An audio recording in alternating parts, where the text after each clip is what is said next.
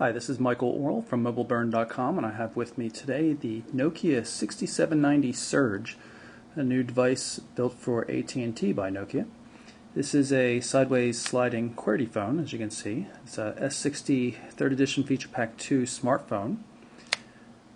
Has a 2 megapixel camera as opposed to the 6760 Slide's 3.2 megapixel camera. It's the version that's sold in Europe.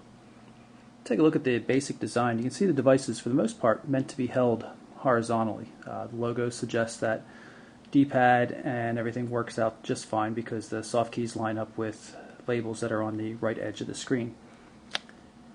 When you slide the device open, you get a full QWERTY keyboard. It's a little bit unconventional looking, but I find that it works quite well. This very large key here is the Alt key for symbols and numbers, and it's excessively large for some reason. Compared to the shift keys, but in general I think the keyboard has a very nice feel and everything seems to be laid out quite well. 4 rows of course, so things aren't messed up by the spacebar, which is very large indeed. You'll notice 3 dedicated keys right here. Web browser, the S60 menu key, and messaging key.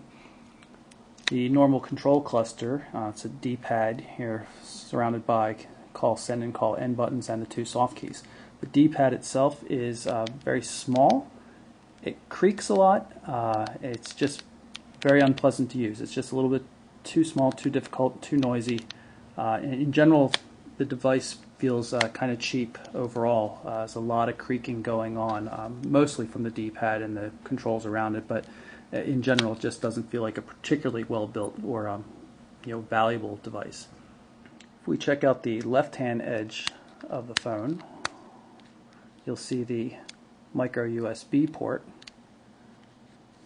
Up top here we have a kind of a difficult to undo charger port, 2.5 millimeter headphone jack, unfortunately. On the other edge, dedicated button for the camera and the video camera, as well as volume controls. Not much to see on the bottom of the device except for the release latch for the rear cover. The rear of the device is fairly simple. It's just the AT&T logo, the Nokia logo, and the lens for the 2 megapixel camera. It has a nice satiny sheen to it though. It kind of resists fingerprints, and I really appreciate that. The front of the device, however, is glossy and does attract prints. The display on the Surge is a 2.4-inch QVGA unit. It's not bad, not particularly colorful or anything, but it's a reasonable effort. You can see the soft key labels that I mentioned here. They line up with this soft key and this soft key. It makes the display kind of strange looking. The bars don't run all the way across. It's just a bit odd, if you ask me, especially when compared to the conventional look of the device in portrait mode. The default home screen view on the Surge is Nokia's Active Standby. You can see you have a horizontal set of icons that you can configure as you like, plus information from calendar and other things like that. Right now it's just showing calendar appointments. If I go into the main menu, and you can notice that you can use the left soft key to go into the menu since the Nokia menu button is a little bit oddly placed.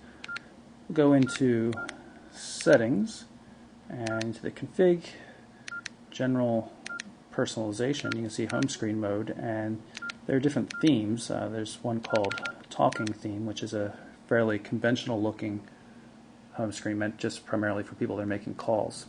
This is it right here. Not much to it. There's speaker independent voice dialing, and there's also voice announcement. It can announce callers as they come in. You just heard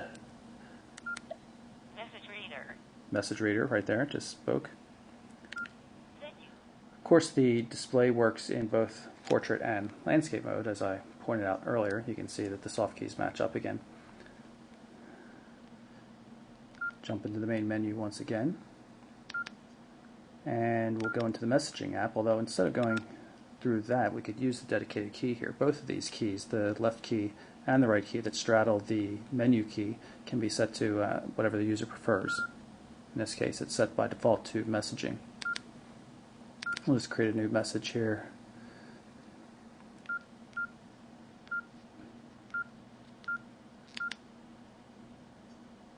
And we just looked up Peter Griffin. Type something in quickly.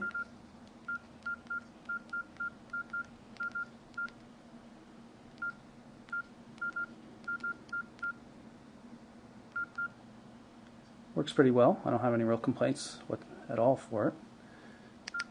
Send it off. Now we're done.